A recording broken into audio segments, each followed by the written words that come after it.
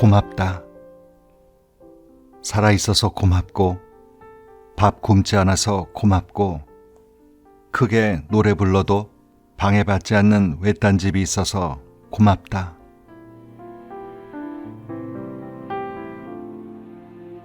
책 읽는 다락방의 죄입니다.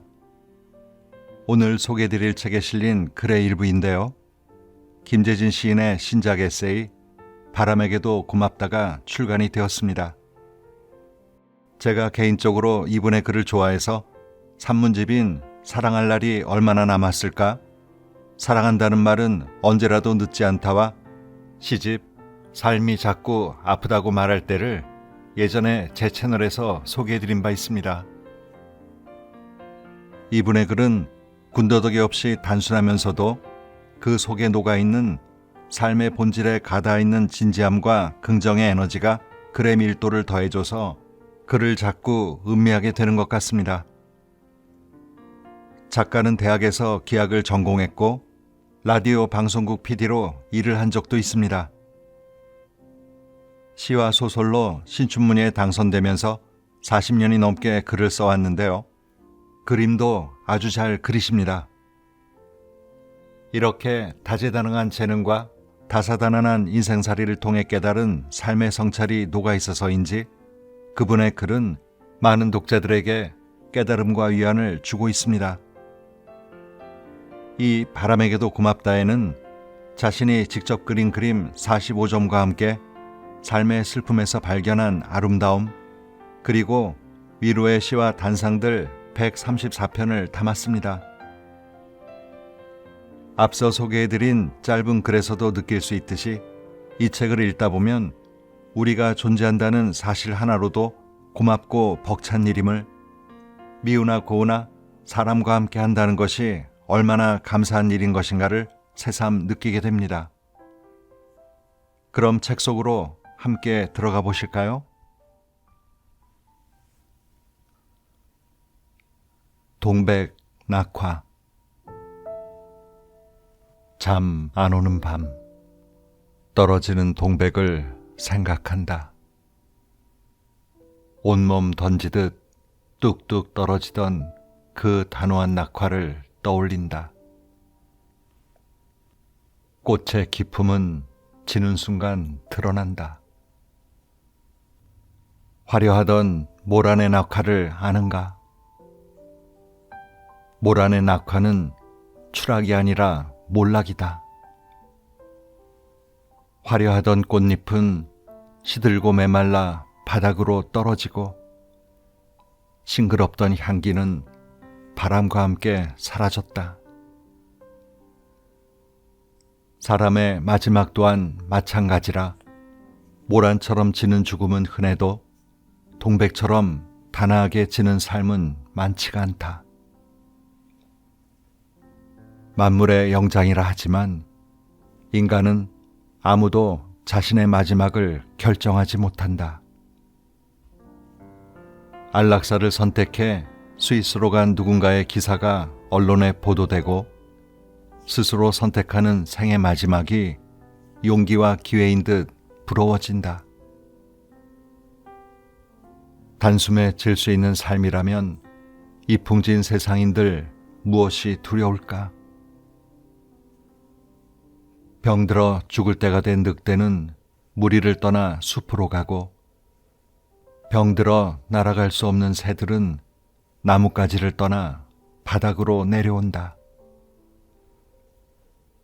인간은 왜 새처럼 꽃처럼 숲이나 들에 가서 사라질 수 없을까?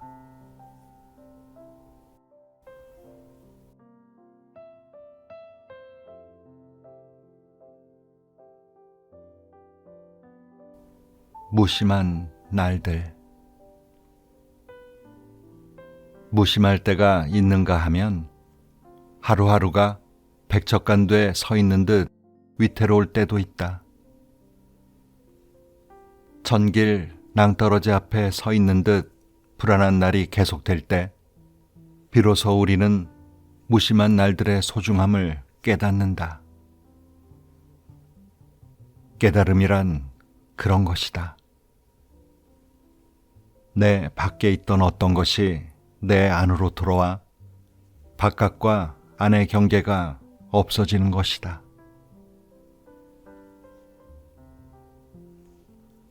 그물코. 강한 에고는 촘촘한 코를 가진 그물과 같다. 촘촘한 그물코를 통과해야 하니 찢기는 아픔이 얼마나 크겠는가. 잘난 사람일수록 에고가 강하다. 너 잘났다라는 말은 너 세상 살기 참 힘들겠다 라는 말과 다름이 없다.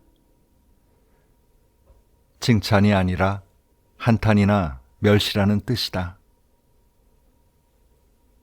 마음의 그물코를 느슨하게 해야 세상 살기 편하다.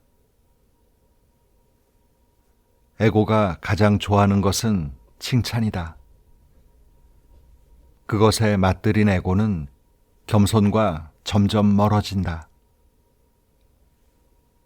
칭찬받는 순간 에고가 어떤 반응을 보이는지 잘난 사람들을 관찰하면 알 수가 있다.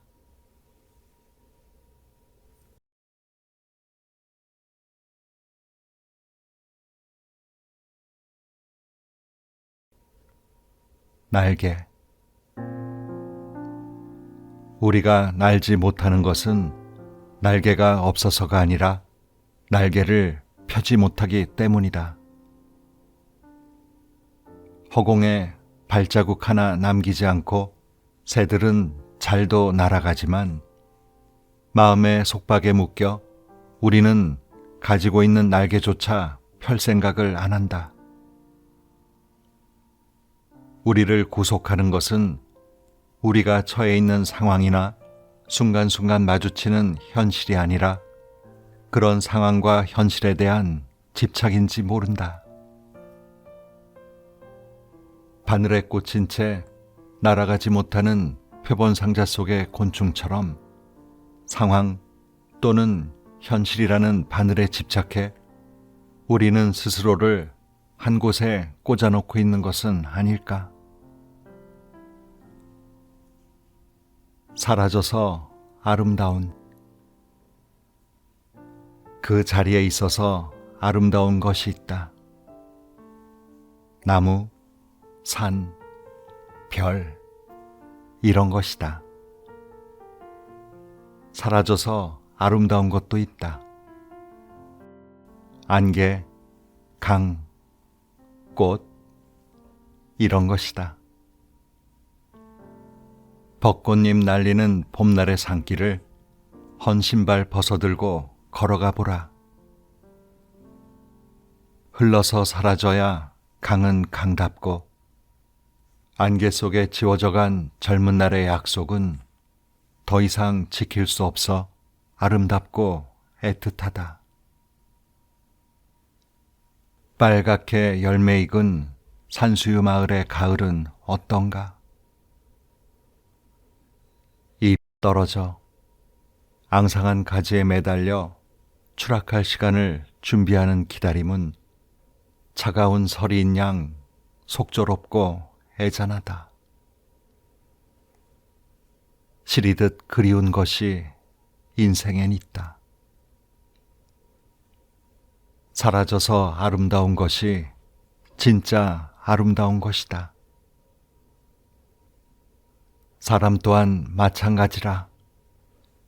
가고도 돌아오는 삶이 있다면 생은 생이 아니라 재앙이다.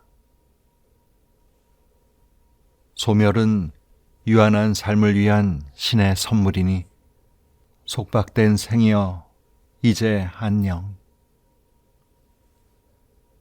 자기 몫의 생을 향해 고개 숙이는 작별 인사는 허리를 굽히고 봐도 감사하고 아쉽다.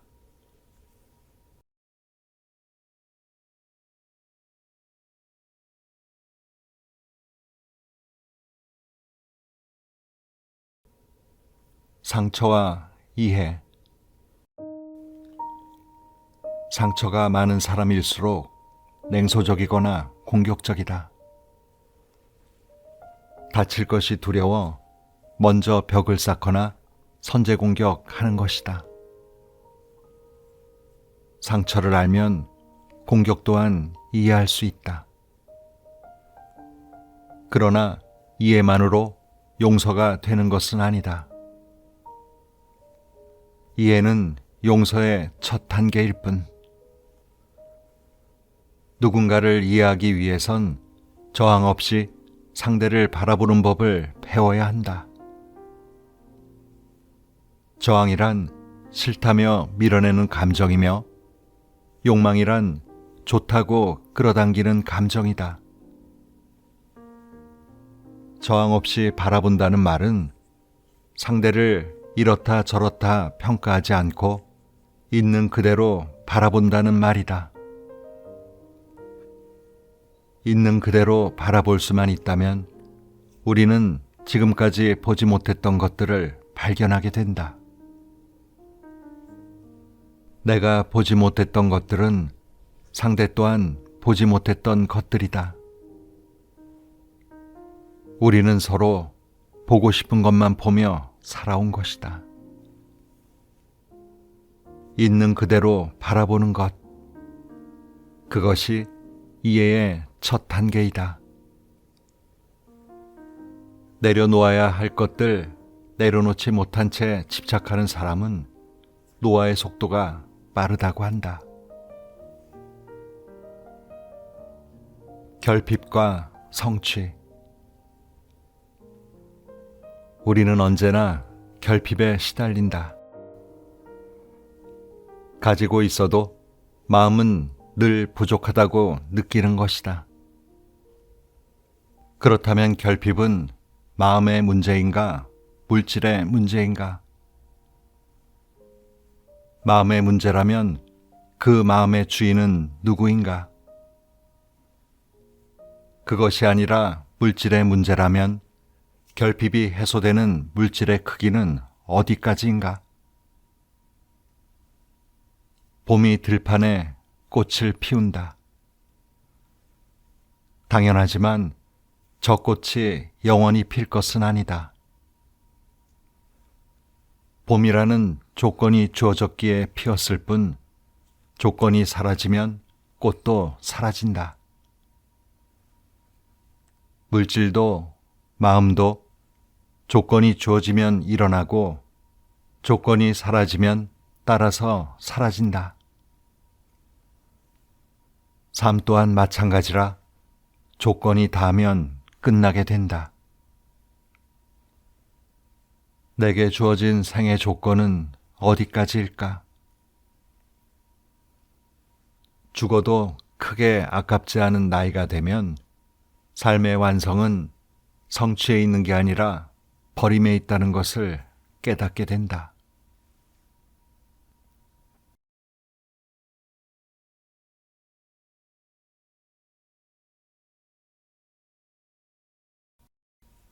부자. 당신이 천국에 간다고 해도 당신의 마음은 오래지 않아 좋긴 하지만 이라고 말할 것입니다. 에크하르트 톨레. 좋긴 하지만 돈이 없어. 좋긴 하지만 시간이 없어. 좋긴 하지만 난 이제 늙었어. 두리번거리며 마음은 결핍의 이유를 찾는다. 좋긴 하지만 다 부질없는 일이야. 좋긴 하지만 마냥 좋아할 수만은 없어. 좋긴 하지만 더 좋은 것이 있을 거야. 마음은 한자리에 머무르질 못한다. 마음의 결핍은 멈추기가 힘들다. 만족할 줄 모르는 이는 정지할 줄도 모르니 진정한 부자는 그 모든 결핍으로부터 자유로운 사람이다. 통. 어리석은 사람은 해야 할 일은 하지 않고 할 수 없는 일만 하려고 애쓴다. 지혜로운 사람은 해서는 안 될 일은 하지 않고 할 수 있는 일에 모든 것을 바친다. 스스로 어리석다고 믿는 사람은 많지 않다. 자신이 어리석다는 것을 알기까지도 상당한 시간이 걸린다는 사실은 어리석음으로부터 벗어나야 비로소 알게 된다. 통 안에 있으면서 통을 굴릴 수는 없고 통 밖으로 나와야 통을 굴릴 수 있다는 가르침은 어리석음에다 비유해도 새겨들을 만한 말씀이다. 거만하게 발로 굴리든 아니면 공손하게 두 손 모아 조심스럽게 굴리든 통을 굴리기 위해선 통 밖으로 나와야 한다. 어리석음도 마찬가지라서 어리석음이라는 통 밖으로 나와야 자신이 어리석다는 사실을 알게 된다.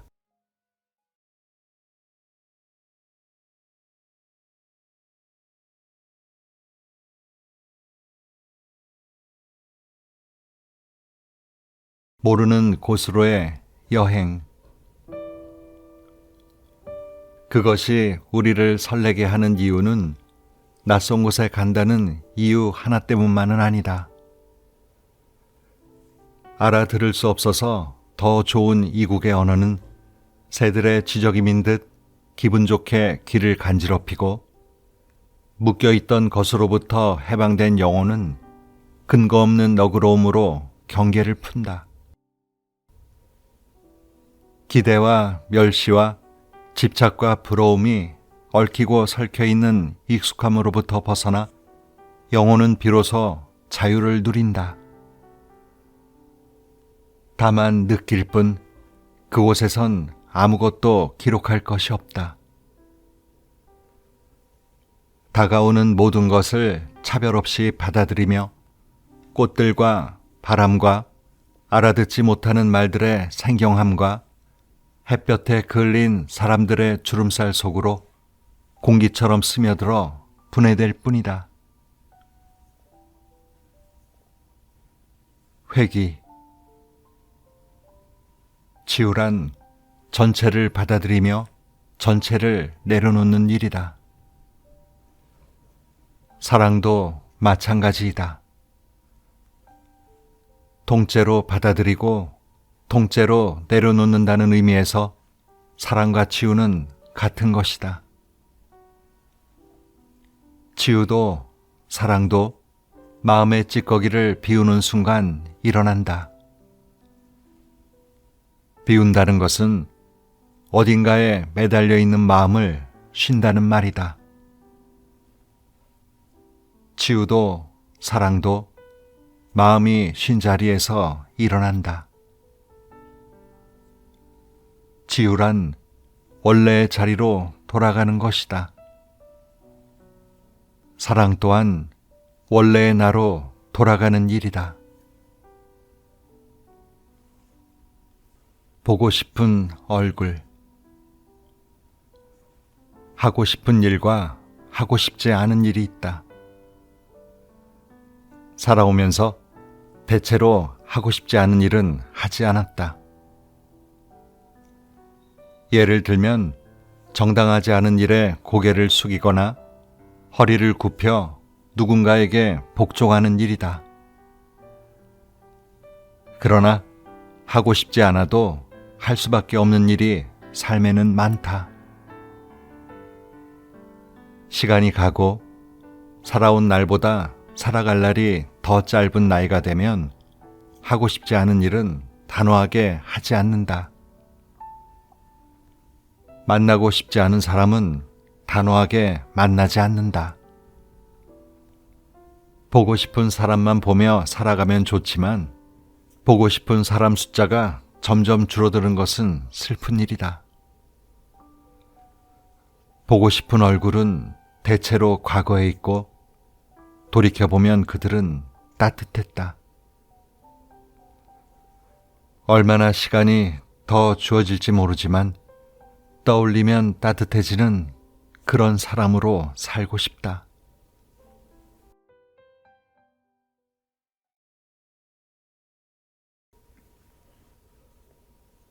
화살의 방향.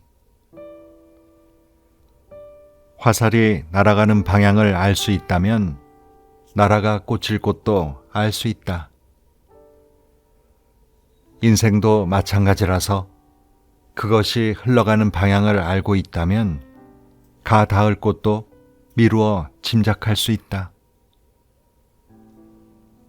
심은 대로 거둔다고 하지만 심은 만큼 꼭 거둘 수 있는 것은 아니다. 그러나 어디로 가는지 자신이 가는 방향을 알고 있는 사람은 잘못된 항로를 수정할 수도 있다. 실패와 좌절은 방향을 수정할 때가 되었음을 알려주는 나침반 같다. 가짜 메시지. 기다림은 인생의 항구다. 닻을 내리고 백고동 소리를 들으며 항구가 되어 살아갈 나이가 되면 세상에 널리 전해진 가짜 메시지를 알아차리게 된다. 출세해야 한다. 돈을 많이 벌어야 한다. 존경받는 사람이 되어야 한다. 경쟁에서 이겨야 한다. 이것들은 인생을 소모품으로 만드는 가짜 메시지이다. 그러나 사람들은 끊임없이 메시지를 주고받으며 스스로를 향해 주문을 건다. 유명해져야 한다. 좋은 학교에 가야 한다. 승진해야 한다. 남보다 앞서야 한다. 살아남아야 한다. 그 주문으로부터 풀려나는 날이 자유를 얻는 날이다. 그러나 그런 날은 대체로 생의 끝무렵에 찾아오니 인생이 덧없다는 말은 인생은 한 번뿐이라는 말에 종속어 같다. 삶에서 진짜는 그것을 생각할 때마다 행복해지는 것, 그것 하나뿐이다. 안타깝지만 행복이란 존재의 차원에서 일어나는 어떤 것이지 소유의 차원에서 일어나는 것이 아니라는 사실을 깨닫는 것도 끈 무렵이다. 떠날 때 아무것도 가지고 갈 수 없다는 사실을 실감하는 순간 우리는 자신이 진실로 행복했던 것인지 스스로를 향해 되묻게 된다.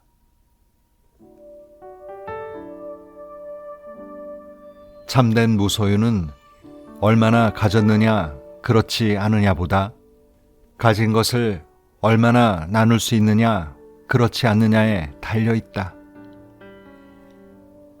아무것도 가진 것이 없는 자는 거지일 뿐이다. 나누는 마음이 없는 무소유는 거지이며 남는데도 나누지 않는 경우는 도둑이다. 여기에 한 가지 첨언을 하자면 이왕 나눌 거면 손이 따뜻할 때 나누자는 것입니다. 오늘도 좋은 하루 보내세요.